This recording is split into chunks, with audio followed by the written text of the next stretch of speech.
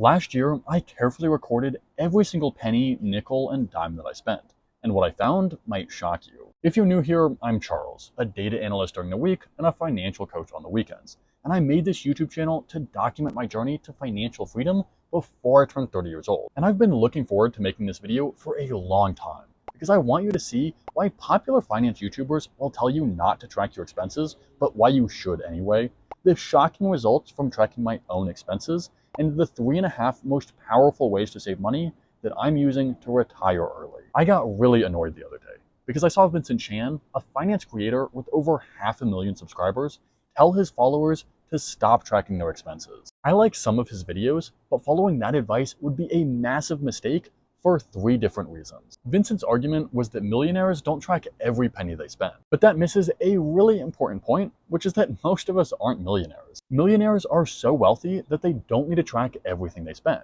And they probably already have the habits that made them wealthy in the first place. But if you aren't already a millionaire, then tracking your expenses will make you pay way more attention to your finances and help you fix your bad habits. But there's an even more important reason that you should track your expenses. I already said that I'm trying to retire before I turn 30 years old. But to do that, I have to know how much money I need to have before I can retire. Otherwise, quitting my job would be super risky. But how much money you need to retire depends on how much money you spend every year.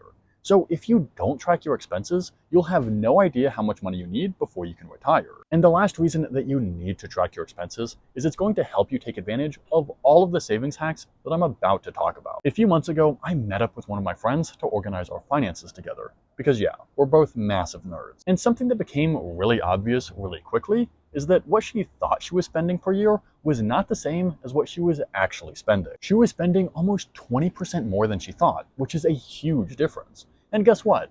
Almost all of that extra spending was just little expenses like coffee and tea that she never even bothered to track. So when you actually start tracking your expenses, you might be surprised at just how easy it is to save way more money. And if you want to start tracking your expenses, I put a free budgeting spreadsheet in the video description. That's a great place to start. And now that you know why I decided to track my expenses, I want to share my biggest takeaways. Because really, there are 3.5 ways that I save a ton of money.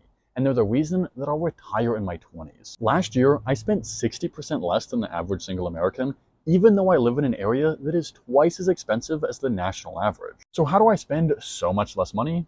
Well, let's start with the obvious things, because the average American is spending 40% of their income on just one thing. Can you guess what it is?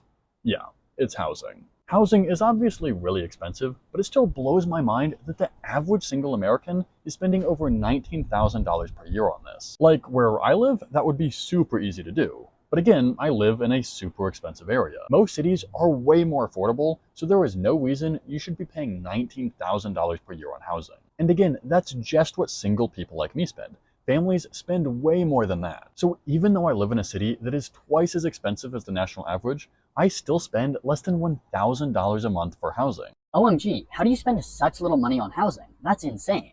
Well, I'm so glad you asked, because it's actually super simple. First, just don't live near big hubs. Find the boring, quiet neighborhoods instead. Second, I found much better deals on Craigslist than on sites like apartments.com, which only list the super nice apartments in the really big apartment buildings. And third, which is the most powerful, is to live with roommates. And by using all of these strategies combined, I'm saving about $10,000 per year. This is probably the single most powerful way to save money. But I get it. A lot of people are saying, But Charles, I can't just get up and move easily. So don't worry if you can, because there are still 2.5 ways that you can save thousands of dollars per year. And this next one I want to talk about is maybe the easiest. Honestly, it shocks me how much money people spend here. Because despite my closest grocery store being Trader Joe's, and despite going on several dates with some very beautiful women, I still managed to save about $4,500 more on food than the average American. The reason food is one of the easiest ways to save money is there are just so many options. And really, there are 3 strategies I use to save a ton of money. And the first strategy I use is almost never talked about. In fact, I didn't even plan to use this strategy until I realized just how much money would save me. So let me show you something. Steak costs $10 to $20 per pound at my grocery store, which is an extremely expensive way to get calories. So it's way cheaper for me to get my protein from eggs, nuts, and beans instead. And that's how I accidentally became a vegetarian.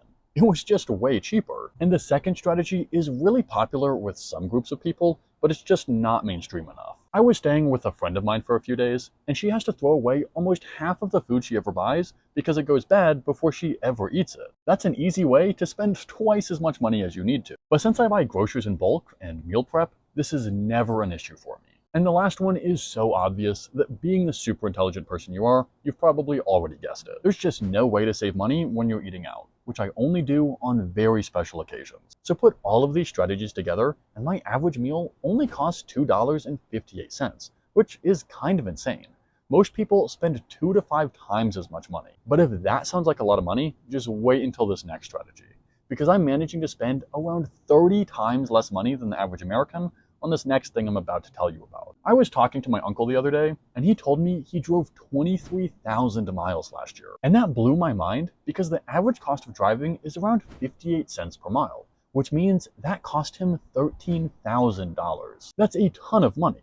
And of course, not everyone drives that much, but the average American spends over $8,700 per year just on transportation. And that's not just because they buy expensive cars. Buying a car is only around 30% of that. Instead, it's the daily costs of driving that add up to thousands and thousands of dollars. But last year, I only spent $245 on transportation. And that's because I ride a bike that was made before I was born, and I ride public transportation when I really need to. Now, that's not really the full story. I did take 2 plane trips last year, so I really spent around $1,100. But even so, that's over $7,000 in savings compared to the average American. But I don't want to make it sound like it was easy. I had to carefully choose my apartment so I was close to everything I needed. But even if you don't go car free, you could still save thousands of dollars per year just by driving less. So I've covered the 3 big strategies that I use to save a ton of money.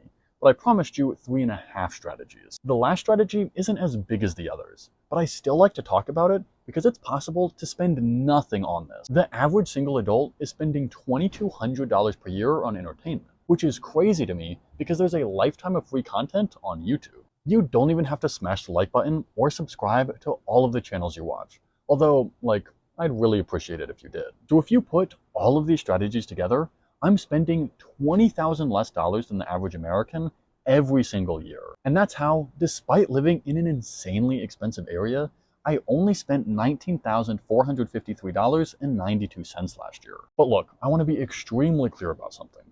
I talk a lot about how much money I'm saving and how I'm living extremely frugally. But you do not have to be as extreme as I am. I'm trying to show people what's possible, and I'm trying to do that by retiring in my 20s. But that's an insane goal. You don't have to be as obsessed with financial freedom. Even if I spent twice as much money as I am now, I still predict I'd reach financial freedom before I turn 35, even though I'd be saving less and would need way more money to retire. So whenever I'm helping a coaching client, I never tell them to live like me.